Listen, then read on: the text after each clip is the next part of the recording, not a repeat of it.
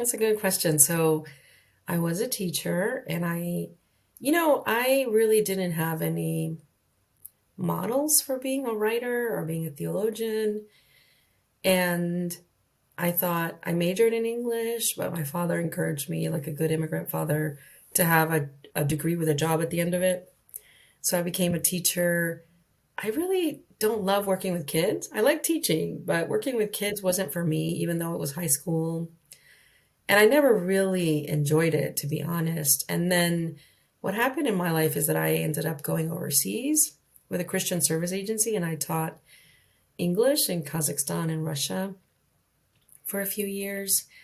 And when I was there, I had a real crisis of faith, to be honest, because I realized that I'd been in these white evangelical spaces. I was in InterVarsity, which is a college ministry. Then I was in the white evangelical church. But both those spaces, very white, very evangelical, very conservative. And when I went overseas, I saw that the faith that I'd been taught didn't work there. We were given all these tools about apologetics, and people there didn't care about apologetics. They weren't interested in whether or not this is true. They were more interested in, like, well, what does it mean? How is it going to impact my community, my world, to be a Christian?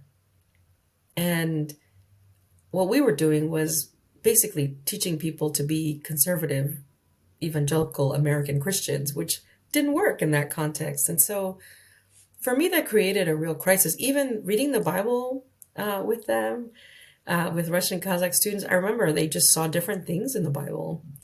And it always threw me. I never knew, where to go or what to do with that. And when I came back, I really just felt like, well, maybe this faith isn't real. Maybe it doesn't work because it didn't work there, and I don't know what to do with that. And I read a book by a woman who had been to seminary and who was writing from that perspective. And it was the first thing I read that really resonated with me and kind of the experience I'd had. And it was the first time I started thinking about, well, if I'm going to go overseas again and serve God, then I need to make sure I really understand and I'm really equipped. And that's why I went to Fuller and I majored in missiology and theology. So half your courses are in each discipline. And it was a really good experience. It was still very white-centered.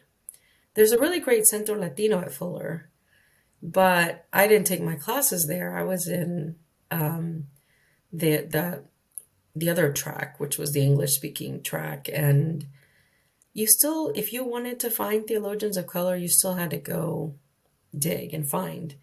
And I just remember I was in a, preaching class, homiletics. And there was a class I was looking for, in the schedule for the next quarter. And there was a class being offered that was called Preaching in the Black Tradition. And I remember asking, well, whose preaching class is this then? If that class is preaching in the Black tradition, whose tradition are we learning in this class? And the answer is like, oh, this is just regular preaching. And I'm like, no, it's someone's context that we're learning here, right? And that was still present in seminary. And I tell students of color that please don't expect that you're going to find this great diversity of theologians in seminary. White males, Europeans are still centered, and you will have to do that work yourself. You will have to go out and find. So in both my books, I made a strong and concerted effort that the majority of the resources that I used, commentaries, were written by people of color. But it was work to do that. It's still much easier to go find a commentary written by a white male. And and there's so much that we lose. I'm not saying that white males are bad or that we shouldn't read them. I'm just saying they've had the mic a long time. And it is time to pass it along to other people because there's so much, richness that we're losing because we're only reading the Bible through the eyes of not just white European males, but people with power, and people that are not on the margins in any way. And we're losing a lot of the scriptures because of that. So I did an exercise once having people read commentaries on the same story. And it was the story of the Syrophoenician woman in Mark 7. So, in that story, this woman has a child who's demon possessed. She comes to Jesus, invades his space, and she comes to him and asks him for healing. And he calls her a dog, essentially. He says, well, I came here for the children, not for the dogs. And she's like, well, even the dogs get the crumbs under the table. And Jesus affirms her words and tells her, because of your words, your daughter is healed. And it's a really kind of disturbing story because you kind of see Jesus not in the compassionate way that you're used to seeing him. But if you read it from different perspectives, we read a commentary by Black women who focus on the fact that the woman uses her voice. She speaks up for herself. She's her own advocate, for herself and for her child. Latinas read it as this woman she's foreign and she's a mother. She breaks all social norms, right? To get an audience with this rabbi, to get what she needs for her child, because this is about survival and well-being, right? And then we read a queer commentary, and that said, they focus on the fact that the woman was considered unclean, contaminated, because there's demon possession in her family. And it's true. She would have been considered that. She had a multi-layered oppression, and the contamination was a part of that. And they focused on that, on how the queer community has been seen that way, as contaminated, and that has created exclusion and judgment, right? So while, the white male commentary also is a good perspective, but all they said was, oh, Jesus is creating a sort of theater to teach his disciples something.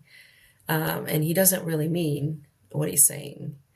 And I found it really interesting that depending on your social location, you can read that same text and read those 4 different stories. And really, that's why I think it's critical that we start reading. I encourage people, listen, if you love whoever ex-male theologian, that's fine. I'm not telling you to stop reading him. I'm just telling you, can you add some more voices into your theological library, into the podcast that you listen to, so that you're at least getting the perspectives of other people as well, other people that are doing theology. What's up, friends? Thanks for tuning in. If you enjoyed listening to this clip, be sure to watch the full episode linked up in the show notes. And if you are not already subscribed, be sure to subscribe and like so that this gets spread to more people to listen to these amazing stories. Last, be sure to turn on notifications so that you don't miss out on any of the Refuge Pod episodes moving forward. See you in the next one. Peace.